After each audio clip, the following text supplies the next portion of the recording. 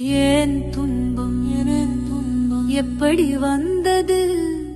எப்படி இதை என்னிடமிருந்து விலக்கி வைப்பது?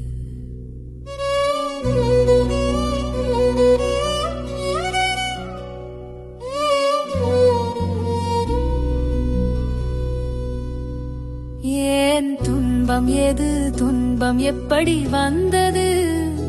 எப்படி இதை என்னிடமிருந்து விலக்கி வைப்பது? ஏன் துன்பம் துன்பம் எப்படி வந்தது?